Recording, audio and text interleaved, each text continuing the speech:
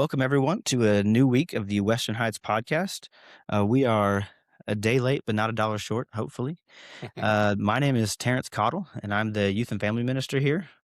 And I'm Mitch Rusty Wiggins, the Sherry. preacher. Oh, there goes Mitch. Whose turn is it? I don't know. Let's go age before younger.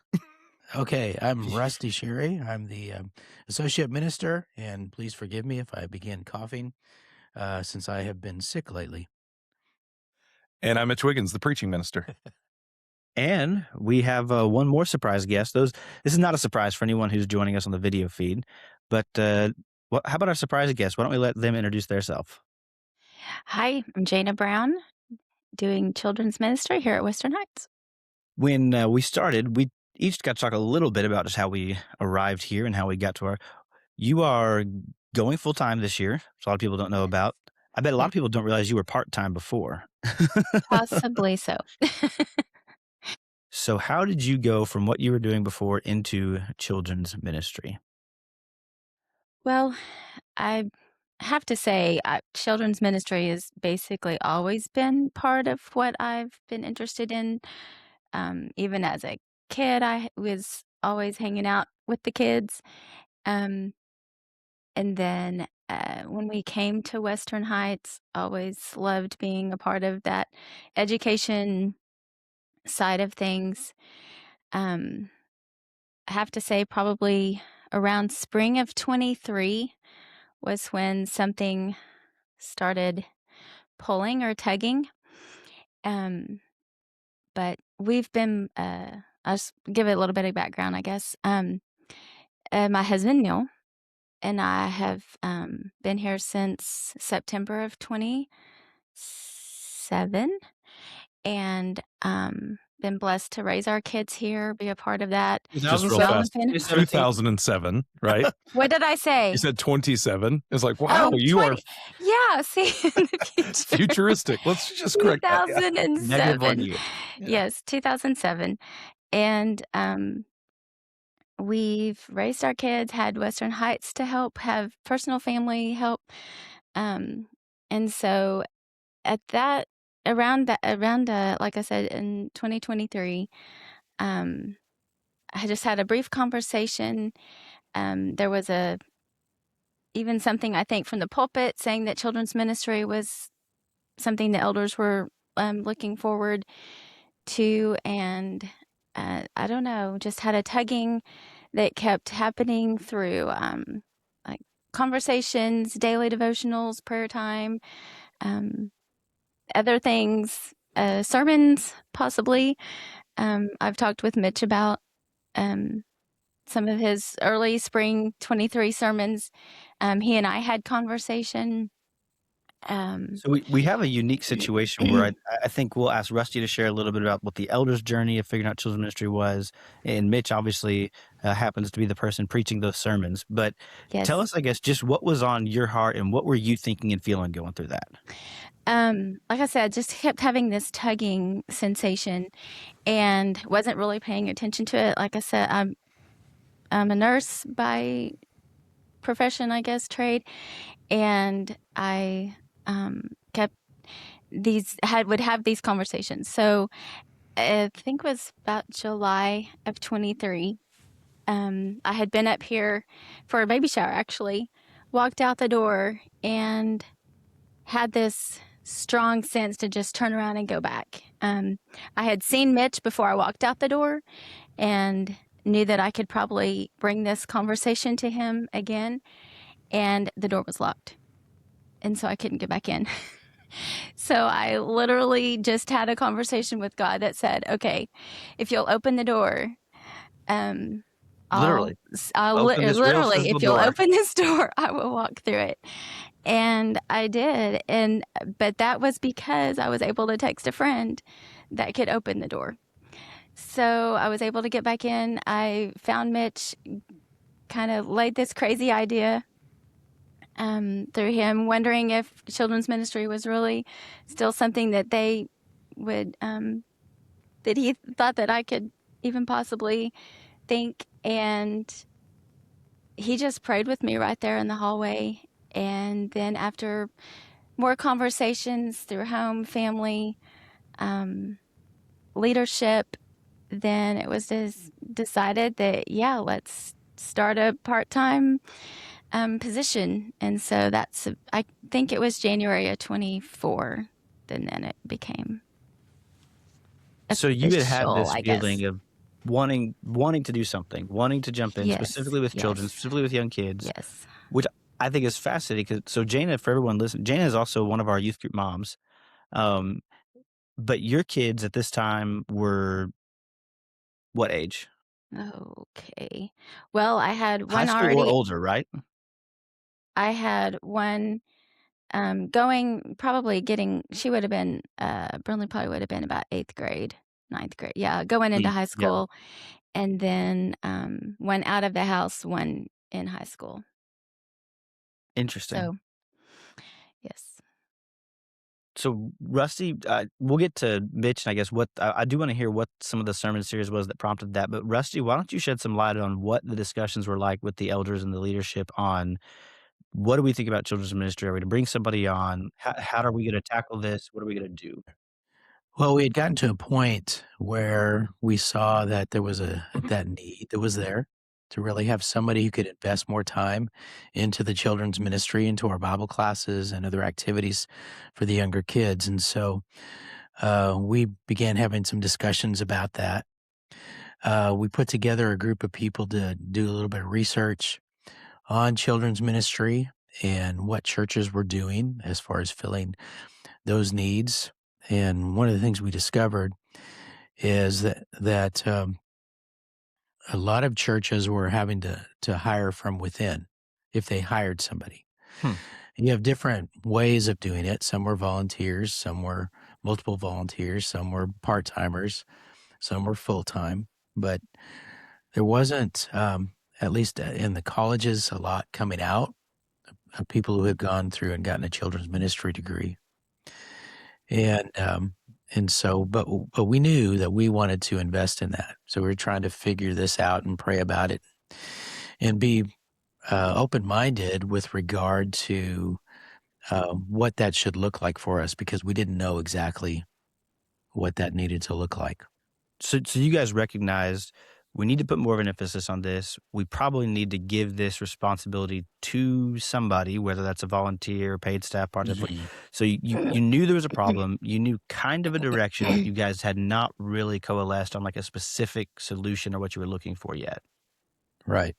And so we did some Interesting. research. Yeah, so we did some research, and um, there was a book that I read, and then I had a group of us that got together, kind of like I don't know if you want to call it a search team, really, because at that point, that's not what it was. But along the way, it was a book on children's ministry that had several different people that contributed to the book, and it focused more on the intergenerational approach to children's ministry and youth ministry as well.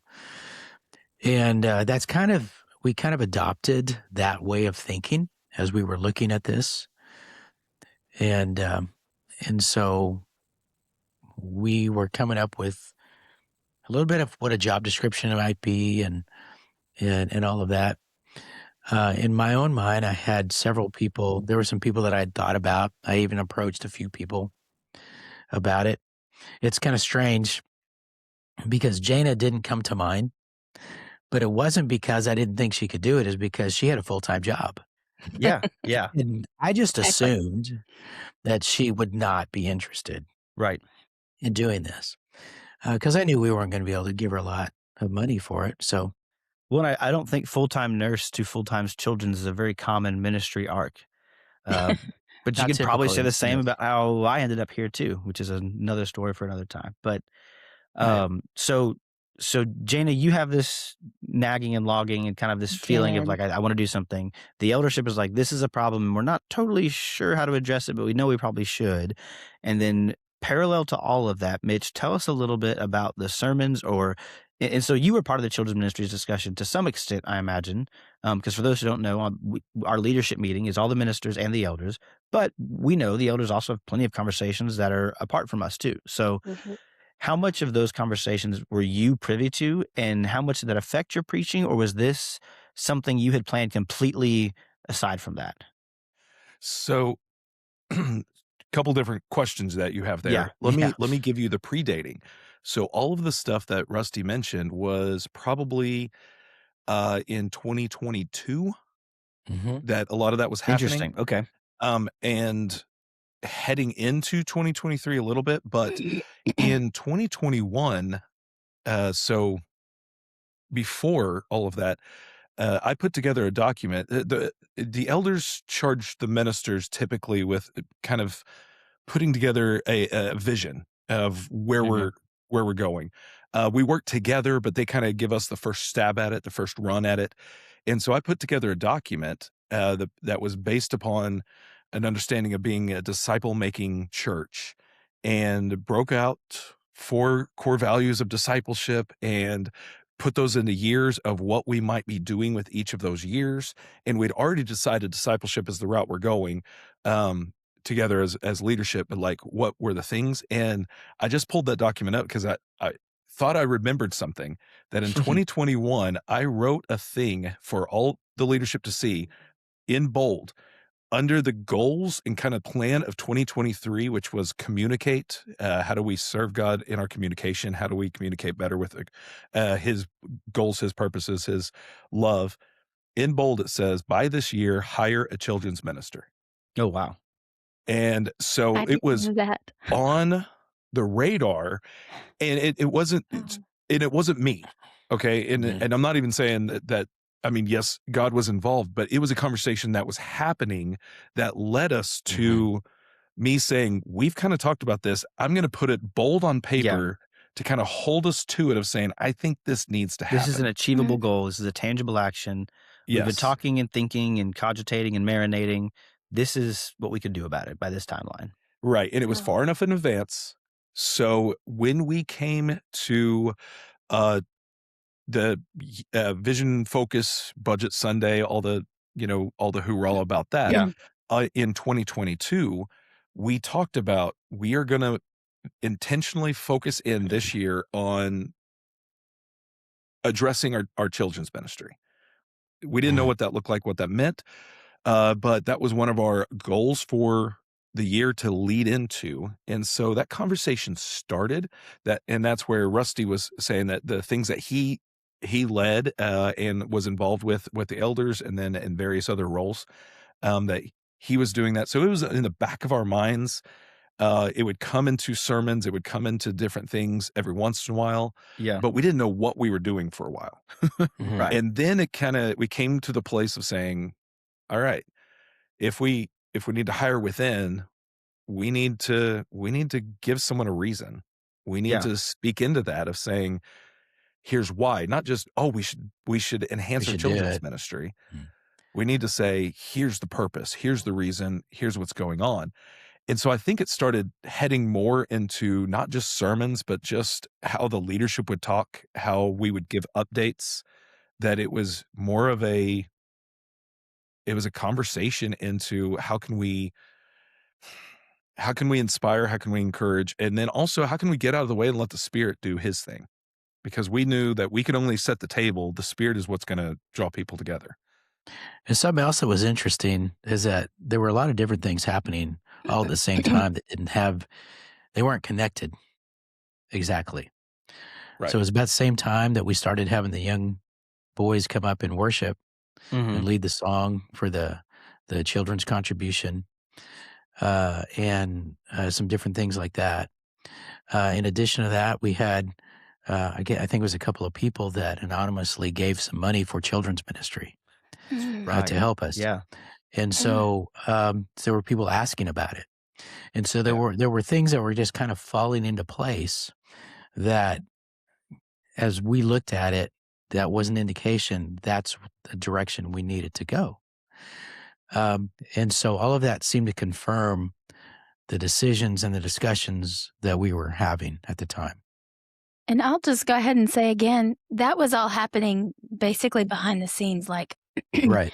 as I sit here and listen to this conversation, I personally had really no idea Yeah. about all of that what you're just describing. Like, Behind the you know, scenes, isn't at least without your knowledge, without your right, Right. direct involvement. right, correct. So then to me, like Jana was saying, that there was some sermons and things like that. So when we got into 2023, we kind of knew some more direction and we really wanted to head into that. So some of the sermons were maybe more on the nose with that kind of idea of calling and of purpose. Okay. I had one series that was called Along the Path that led into the Vision Sunday about while we go, there are things that we need to be doing, we need to be pushing into that God is calling us to. But then one of the very first series that I did was a series called True Grit. And the first sermon in that series was the unescapable ought, that the Holy Spirit puts this ought within us, that we ought to do something. And so what that means, what that looks like. And I kind of banked, the rest of that series upon that idea of saying there's a compelling within us, a spirit that is pulling us to, that gives us the means and also convicts us. And so that's around the time that Jana and I met in the hallway. She's like, I got to talk. And then as soon as that happened, I also was like Rusty. Jana and I have been friends for years, but like, I just didn't assume that would be something that would be on her radar. But then when it was, I went straight to Rusty. I said, okay, let's talk. And then we went pretty quickly to the elders and just said, we got an option. And I guess the rest is history. So did Well, we brought it up with that committee too. Oh yeah, that's right. Meeting. Forgot the committee in the So process. we had been in existence. The group had been working on some things for almost, maybe not quite 2 years, but just meeting periodically, talking through some things. And we had been told through some of the research that I did that there were a couple of people coming out of some of the universities that we might consider, but there were others that we probably wouldn't want to. And that's where the encouragement was to find somebody within the church. So I brought it up to the committee, and they all sat there and thought, well, does she really want to do this? And as we talked through it, it was like, that makes sense. Yeah. It makes sense. And then we can kind of help with different things, because the reality is that Jana you haven't been a teacher, right? No. So this was a totally, like you said before, it was a different, you'd been a mom. So it's a totally different shift. And we all decided at that point that if there were any things that Jana needed help with, that we could probably figure that out and help as needed. And so we already had a direction as far as what we kind of wanted things to look like, the intergenerational stuff. So an example of that is like the children's worship. We don't do children's worship every week. We do it twice a month. Yeah. Because we see the value of kids being in worship with their parents too. So we kind of have a modified version of what all that looks like. Most churches go from always have children's worship to never have children's worship. So it's a lot of either all or the other. But so all that just kind of came together just at the right time is what it felt like. Absolutely. That's what it sounds like. It's fascinating to see, and just, I don't know, especially through the lens of my own ministry journey and having seen so many similar things unfold. It is fascinating the way God opens doors when we start really listening for it. And it's just so interesting to hear the conversations leadership was having, Mitch, the conversations and the thoughts you were having and the inspiration you were having, the creativity behind the preaching, and then your own internal kind of dialogue about it, Jana, and all of this coalescing at the same time to bring us to where we're at. That's amazing. Yeah. And I have to say, I mean, for a long time, it was just my own personal, like I never talked about it. I never mentioned it. Yeah. Neil and I had very few conversations, if even specific conversations about it, because it was just such an outlandish thought in my head. Like I just was like, what is going on? And I would just ask God, I'd be like, I don't know. And then there'd be another point, and then there'd be another sermon, or there'd be another conversation. And I was just, like I said, it truly was a tugging, and I was not listening. It just, and I don't say not listening like I wasn't listening. I was just, I couldn't believe, I just wasn't processing what he was telling me until it finally just literally that day the door was closed and I was like, okay, if you'll open it, I'll go. And it was just this huge sense of peace. There's no word for it. I'm sure everybody at one point or another has experienced when you truly feel like there's an answer to a prayer or something. Like it's an emotion and a physical something that just, it was just this peace and lifting and the support that was given in all conversations from the beginning and up to now. I'm just so grateful and so thankful. I do want to have the scripture that just kept coming back was in Romans 12:2. And every time that scripture comes in whatever conversation, class time, sermon, there is still just, it's like God just speaks to me too through that scripture, that verse every time. So I will read it and then I will let y'all have do not conform any longer to the pattern of this world, but be transformed by the renewing of your mind. Then you will be able to test and approve what God's will is.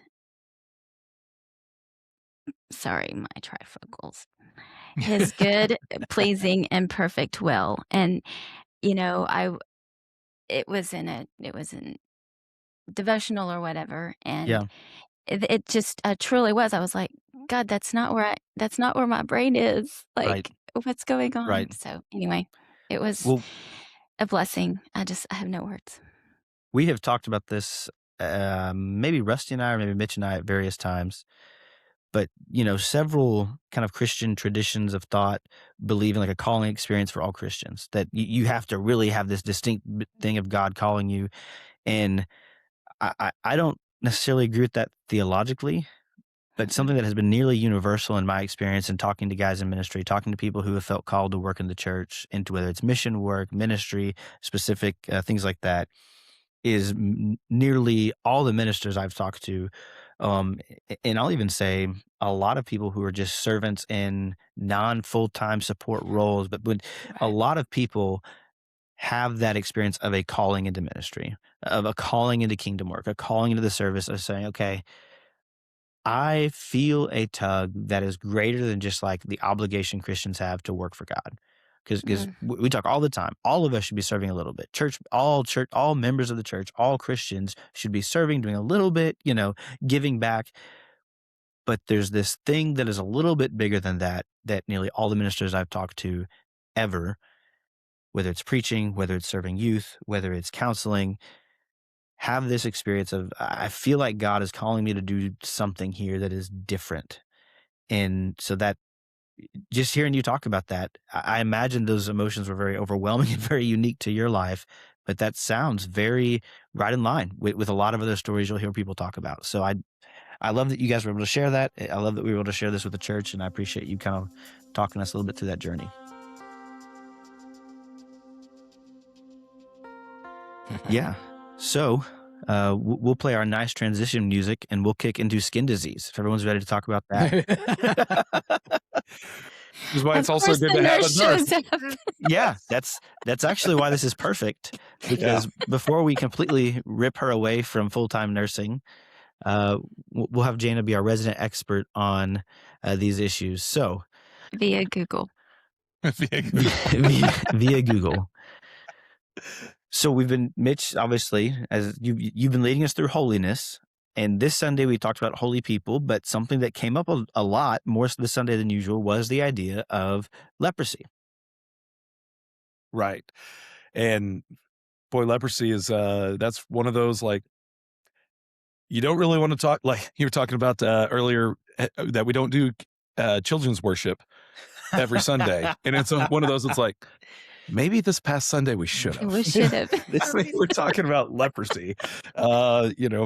great conversations with those kiddos.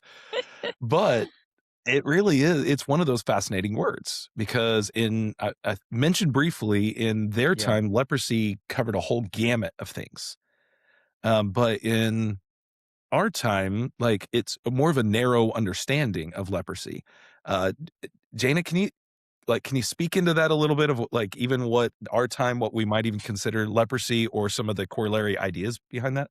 Yeah, actually, I was a little bit amazed because I would think that it would be an old term that is no longer, but there it is still currently a thing. It has a and I'll just kind of give you the CDC brief here, but it's referred to as Hansen's disease. Um, Not as avid here in US, of course, as it is in other nations, but um, it says, if you want to look it up, it's basically a bacteria that causes. So you can think about that if you go back to what we refer to as leprosy. I'm sure their water was very stagnant. I think you mentioned that, Mitch, in your sermon on Did, yeah. Sunday. A little bit Yeah. later in the So, sermon. yeah, so you can think of all bacterias so you can definitely see why they would have been prevalent exposure to that. However, it was not treatable. Still very deeply concerning if it's left untreated now. It gets into it. It's basically your skin, the top surface of your skin, which is your epidermis. But if it goes, it continues to go deeper. Obviously, can get into the nerves, which that's where I think became probably the symptom that would probably, other than the fact that what it looked like, but if it affects your neurological line, then you're going to be considered Rip. not healthy. And that's probably why they were banned as well. It's just Oh. because neurologically they were having, you know, symptoms, I'm sure, that were not your normal everyday life. Like they would need separation.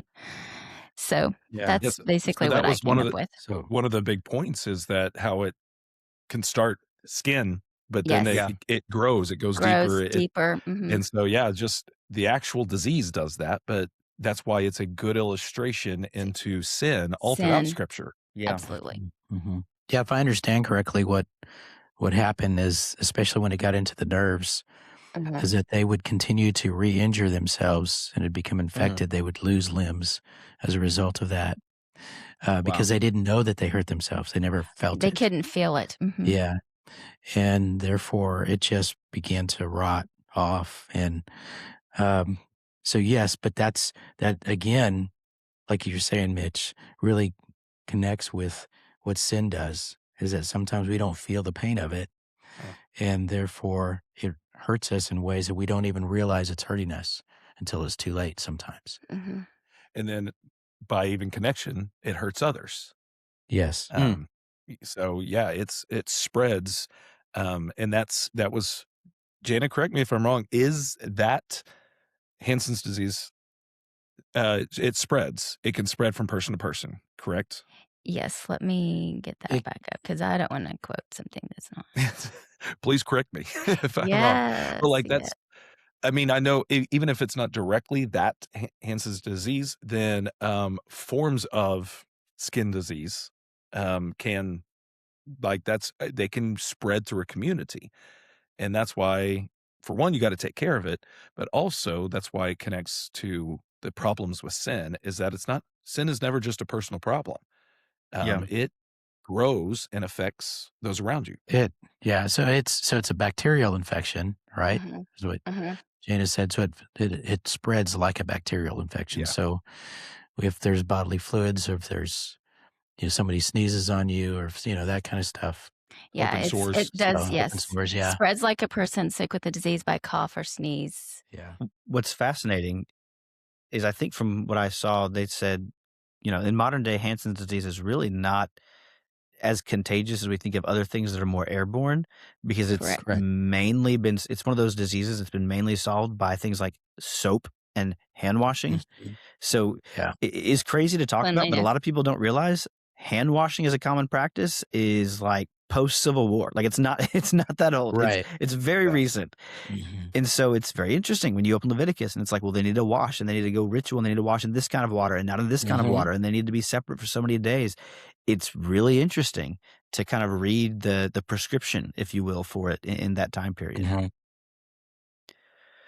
So just Agreed. go ahead. Sorry. Yeah, and with that, you were saying in there that they go for a little bit of time and then they get checked up again. And so the process is something that we still do. I mean, doctors will say, "Hey, do this and see me again in 2 weeks. Right. We will Mhm. check up. We will evaluate. We will see how that goes," Mhm. which is the same system that the priests were told to do. Perfect. So yes. So I appreciate you were going the same direction I was to kind of shift us along to one of your beginning statements, and this is probably more than 1 week at this point, was that holiness requires discernment. I think it was one of your first points, but that comes from a refrain throughout Leviticus. We first see it in Leviticus 10:10, but it comes up many times, and it's this quote that you must distinguish between the holy and the common, the clean and the unclean, and that's what the CSB says. I think there's a few different ways those Hebrew words get translated, but I like that one because there are two dichotomies. A lot of people don't realize this in Leviticus. There's what's holy and common, like what's set apart versus what's not, but then there's also like cleanliness and uncleanliness, and those are not the same. You can be clean and not holy. You can be unclean and still be made clean, but there's it's kind of a, like I said, the two-axis dichotomy, if you will. But as you guys were talking about how leprosy in many ways is a parallel for sin, in the same way, when God tells Moses to tell the people, the purpose of this law, the purpose of what I'm doing for you is so that you may know the difference. You may have discernment. You may have wisdom to distinguish between what is holy and common. He states that as the whole purpose of the law. But as I'm reading that, I'm thinking this is kind of our whole thing as Christians. Is this not really just the same thing as Christians? We're called to learn to know and to understand the difference between what is for God and what is not. What is righteous, what is unrighteous, what is holy, what is sinful, Mm. and we're in our own lives. We're called to make that distinction, to kind of go out as priests, as you were saying. Yeah, exactly. That discernment is one of those spiritual practices. You know, Yeah, it's maybe it's a spiritual gift and a spiritual practice together. But you have to discern. They had to discern, and really, it's showing us how we are the priest today. So when we look at something that sometimes we'll look at something outwardly, going, "Oh, that's really bad," and it's because of our own maybe prejudice. It's our own problems that we have that we've been trained to think that that's bad, and it's really not bad. Which is also back to the holiness code. Sometimes something looks weird. I jokingly said, just because you have white hair doesn't mean that's leprosy, because that's the section of scripture that that we read, is that if there's a white hair in it, oh it's a wow, problem. Um, no, like just because it looks like that. But the other side of it is sometimes we gloss over things that don't look too bad. mm, And really there is a problem. And so you have to have discernment to yeah. recognize what really is holy, unholy, clean, unclean, Mm. what is godly, what is ungodly. I'd also make the suggestion, and I wasn't paying attention to this when you had that in the notes earlier, but in the context of what's going on right before this, Nadab and Oh Abihu yeah, Mhm. had really messed up, right? Mm. And then in verse 8, it says, so it tells that story. And then in verse 8, it says, then the Lord said to Aaron, you and your sons are not to drink wine or other fermented drink whenever you go into the tent of meeting, or you will die. This is a lasting ordinance for the generations to come, so that you can distinguish between the holy and the common, between the right. unclean and clean. And so it doesn't say specifically what they did, but it seems to imply that they got a little tipsy here and we're not paying attention. And You're Yeah, right. so, yeah, yeah. And so I think for us, it's how do we stay clear-minded so that we can distinguish? How do we have the right focus so that we can distinguish? I want to put this passage in Church of Christ context a little bit, if we can, because Okay. I agree with what you're saying, and I want to maybe clarify or make more explicit, I think, something that you're saying. So a Okay. lot of us had similar backgrounds, and some of you, probably many of our listeners, are very familiar with Leviticus 10, I would bet.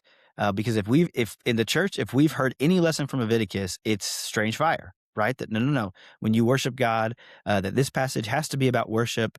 We kind of do the same thing with the Spirit and Truth line in John, and I've always heard growing up that Nadab and Abihu offered strange fire. They didn't worship God the way he asked, and that's why he killed him. And I kind of like, okay, you accept that, but if you look at the context as you're kind of walking us through a little bit, that's not worship in the way we think about it, at least in our context, is not really what's happening here. That's not really what's being discussed. Yeah, they're not taking this stuff seriously. It seems like. I mean, they're just Well, and they were drunk. okay. Yeah, I know. They were drunk. Yeah. So they were most likely drunk, and therefore they did stuff that they shouldn't have done. Right. And that's why it's not a good idea to get drunk, because we're going to make poor decisions. We're going to have wrong judgment.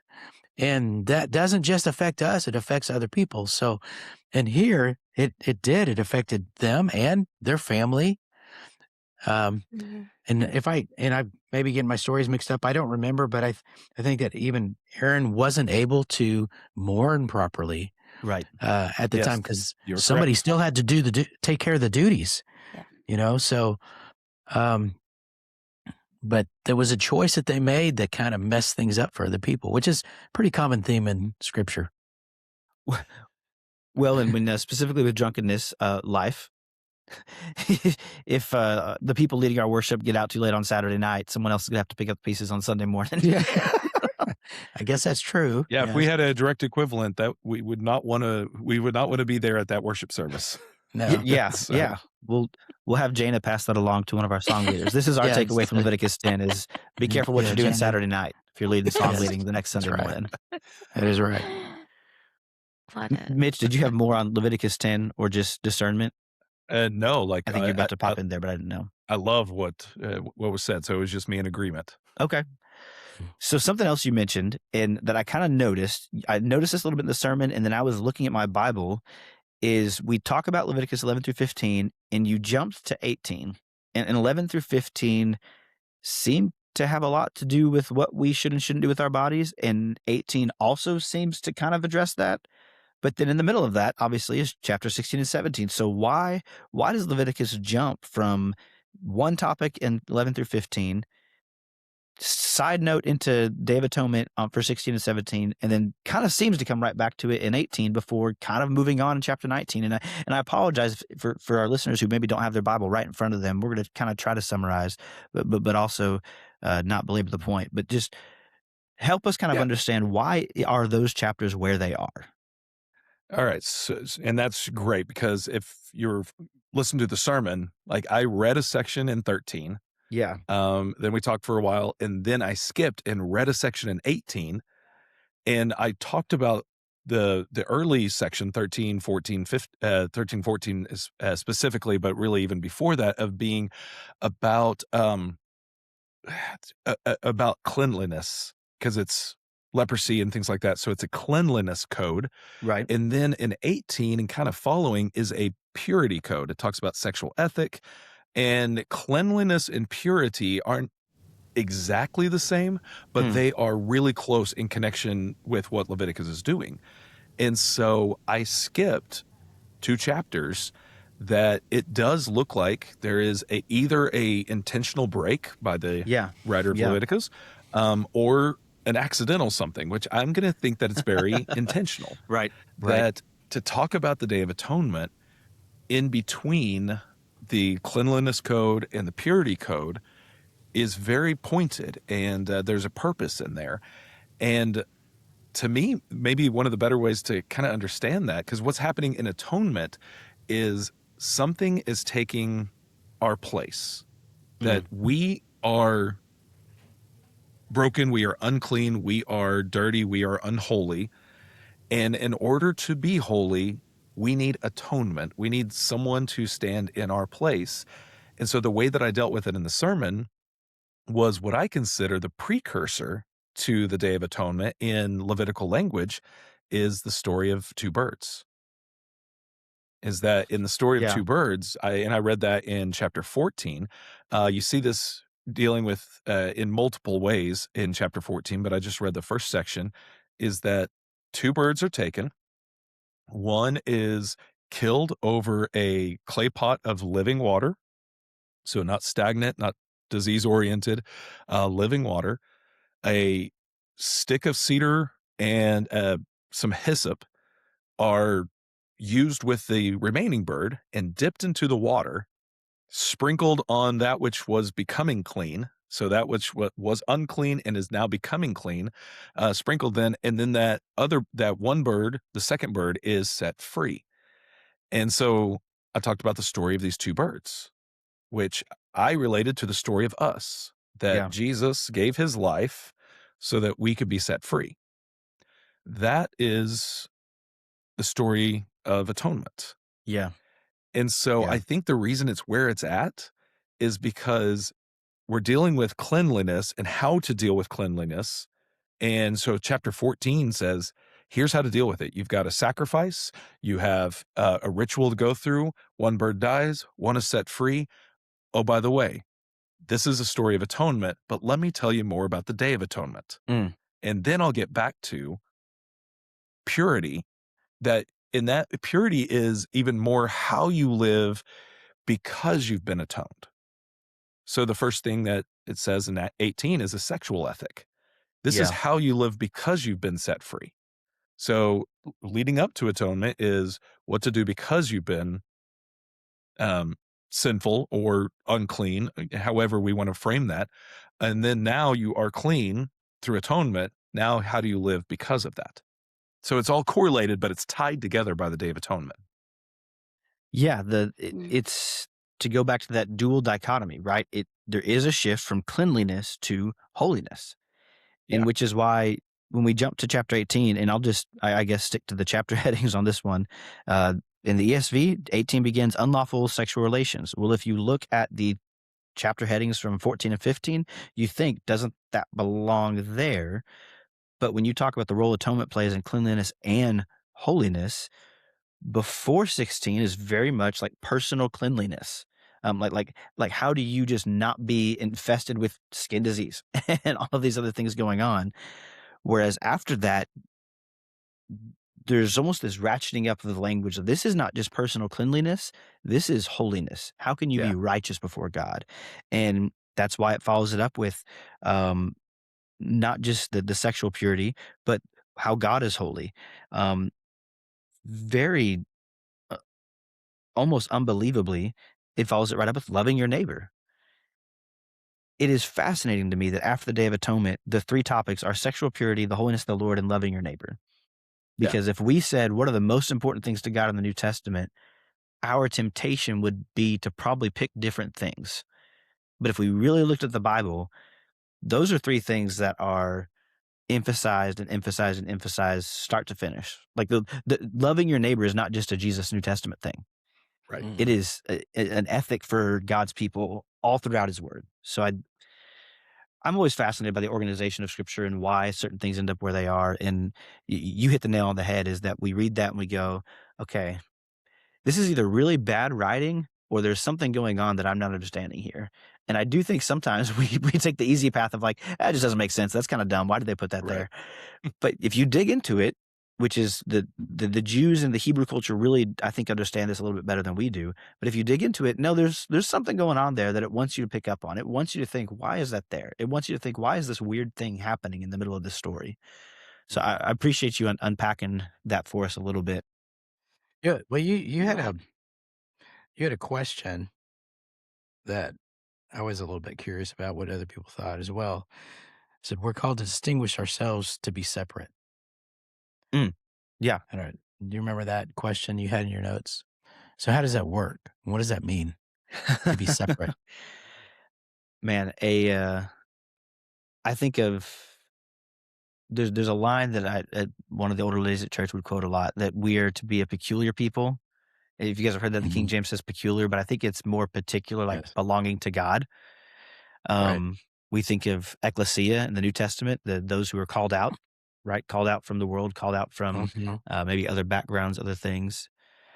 Um, and then Paul sums this up very nicely in the sense of we are to be different from the world, but also not really called to judge the world in the same way we judge ourselves. When I think of First Corinthians, that idea of we're to purge the wickedness from us, but also understanding that we're not of the world. And I guess John addresses this too, but we're not of the world. We're called out from it, Mhm. but we also need to be careful not always applying the Christian standard to worldly standard. Understanding the world is going to be the world, and we need to be the church. Mhm.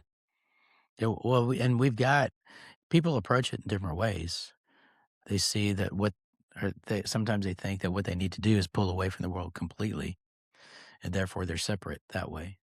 But then you don't have any effect on the world. You don't Yeah, have any yeah, positive effect on it. And so the more dangerous thing is to still be in the world, but not to be like it. right. And I one of the examples I think of is what Jesus said in the Sermon on the Mount near the beginning of it. We said that we're lights, we're salt, and that we're light. And he even refers to us as the light of the world. I mean, Jesus referred to himself in that way. And then he also refers to us in that way. And what does light do? Well, it's a difference maker. It goes into a place that's dark and it illuminates things in ways that people haven't seen before, or maybe were afraid to see, or couldn't see, or whatever. And therefore, it doesn't become the darkness. It is different from the darkness. And I think that's where that idea of holiness comes into play, is that what Jesus did was he reached out and touched the leper, and he was Yeah, able to make the leper holy, right? To cleanse the leper. We aren't God. I mean, that's not who we are, but we are his images. And therefore, as light, people who are walking in Christ, we need to be in the world, but bring light into the world and make a difference without allowing the world to change us. yeah, yeah, And that goes back to Jana's verse about not conforming to the world, Mhm. yeah. but be transformed. And so now that becomes a really difficult process, Mm. but it's something that God calls us to do and that we can do because we don't do it by ourselves. We do it with him. Right. So those are the thoughts that go through my mind when I think about the question that, how do you distinguish yourselves and to be separate? Um, you just look different. Yeah, and I think all of this ties into holiness great because if holiness is an invitation from God, it's not something we're doing on our own. So Yeah. we're not just being different for different sake, which Yes. plenty of Christians try to do, or plenty of Yes. groups try to do. Yes. We are being different for God's glory because He has invited us into His difference. In just the fact that His difference is a completely different category, a holy category, it does shine like a light. And so, thus, we will shine like lights and go to those who are in need of light and invite them the way that we were invited into God's holiness. And so it's a connection that we have, and it's what Christians should be doing, ought to be doing. This is what discipleship looks like. Yeah, you hit the nail on the head with it's not different for the sake of being different, which I feel like sometimes Mhm. the church is kind of guilty of, you know. And I don't mean Mhm. us Western Heights. I mean Christians in the universal sense of the word. Is we do things differently for the sake of being different. Or again, I quoted that King James phrasing of the peculiar people. I heard that a lot, and it was often used to justify what sometimes felt like being different for the sake of being different. And like that doesn't make sense. Mitch, you used a phrase last series about being odd for God. Um, we're not weird for the sake of being weird. We're not different just because we want to be different. We are different for a purpose. That's the whole point of consecration, of being set apart, of being holy. So Rusty, I appreciate you bringing that up and some of those thoughts that you guys shared about it. I guess final thoughts on holiness, the holy people, and otherwise we'll shift into some community events. We have a couple. We're not done with our surprise guests. I guess we will have a couple people come in and talk to us about Evening of Elegance, and we'll start with that. All right. So this is Terrence, and I'm sitting here with. Do you guys want to introduce yourselves? Oh, sure. I'm Michaela. I'm Riley. And we are going to talk a little bit about Evening of Elegance because I'm new, so I've actually never been to an Evening of Elegance before. So if you were telling someone who's never been or doesn't know about it, how would you describe Evening of Elegance to somebody? How many of y'all been to? How many years have you guys been doing it? I've been going since I was I'm in 10th grade now, and I've been doing it since 3rd grade. So math. I don't know. However 7? long that is. 7 years, right? So you guys are basically experts in it, at least compared to me. And you've been going since... Yeah, I'm also a sophomore. I've been going since 5th grade. Yeah. Okay. So what does it look like? What is Evening of Elegance? Well, it's a fundraiser for all our LTC kids that we do, and we host a dinner. And it's like a really nice dinner. There's multiple courses, and all the kids are the workers. So you'll have babysitters, servers, set up and clean up, and cooks and stuff. And you can talk more about that. Like all The setup and cleanup. well, no, like all the like what it looks like, the decorations, what people do. Yeah, so a lot of work goes into like the planning for it, especially like in the kitchen. Like they have to plan like what kind of theme we're doing. Like last year we did Greek, and like everyone loved it. And they'll do like a lot of meals to go with the theme. And So if someone signs up to come, what can they expect? like come as like a if guest. if they sign up to attend and they're going to eat and they're going to show up, what can they expect? They'll accept so there'll be a way like that you'll be like assigned tables, and your server will take you to a table just like any restaurant, and they'll order drinks, and they'll bring out an appetizer, a main course, and a dessert. I'm pretty sure, and keep like all your drinks refilled and everything. It's a really Okay. good night for like just like fellowship with like the other people around you, because like you never know who you're gonna get sat next to. Like you could be sat next to someone you've never talked to before. Like, and it's just a good way to like introduce new people, and just it's a good way to help out the youth while also like fellowshipping with the church around you. And it's also a good way to like meet new youth members, because sometimes it's hard, like you may not feel like you interact with the youth a lot, and like you can like learn about what events we're doing in LTC, which is leadership training for Christ, and like just learn about what the youth is doing, and like talk to them and stuff as they like serve you. Yeah, I love that. It sounds like a great way for people who aren't familiar with the youth to kind of get to meet either new people in the church or just to get to know you guys. And we're going to expect about 30, a little over 30 kids at LTC this year, most of who will be doing something at Evening of Elegance. There's a bunch of different roles that the kids are going to be helping out with, right? You've got some who are going to babysit, some who are going to help decorate, some who are going to help in the kitchen kind of with the food, serving the food, and then help cleaning up. So you guys, the teens, are really doing all the work. Michaela's mom, Katie, is going to help us make the food. Katie and Lori make the food. And we have a couple adults, Jana, Myra, and I think Deborah, who are going to help us decorate. But as far as I understand, everything else is going to kind of be run by you guys, right? Mhm. Yes. So, adults out there who haven't signed up, if you haven't signed up for Evening of Elegance, if you're thinking about it, we encourage you to come. And as you guys mentioned, it's a great way to support the youth, because all of the money that we raise from Evening of Elegance is going to go to help us offset some costs going to LTC. Because for people who aren't familiar, LTC is probably the biggest. I mean, by the numbers, it's got to be the biggest youth thing we do all year. We have, like I said, 30 kids. We're expecting 80 to 90 people total going down to the hotel. So hotel rooms, registration costs, food costs when we're there. All of this fundraising that we do with Evening of Elegance is going to go towards helping us do that. So if you don't have any plans Sunday night, if you're a horrible procrastinator and you have any plans for Valentine's Day, come have a little date night up at the FLC. It'll look different. It will not look the way it does right now for the midweek meal. We're gonna do it up. Our theme. Do y'all know our theme yet? Oh, I think I don't know if we told anybody yet. So our goal is sort of a it's parish. like Yeah, it's like A French. Paris Bistro Cafe Yeah. vibe is kind of the deal. So Yeah. it should be cutesy. We're excited. Well, thank y'all for coming up here and talking to us about Evening of Elegance. Yeah. You're very welcome. Bye, y'all. Bye. I think that clip was great. Yeah, thanks for sharing that with us. Yeah, that's to insert name of teen here. They did Yes. awesome. Yes. Their Great insert job. name of teen here. Great job.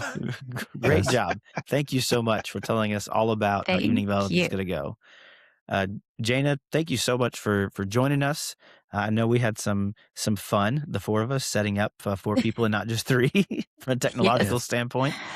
But really, thank you for being on. And I don't think this will be the last time. Everyone, Okay. thank you for joining us. Thank you for tuning in to another week of the Western Heights podcast. And we look forward to seeing everybody Sunday.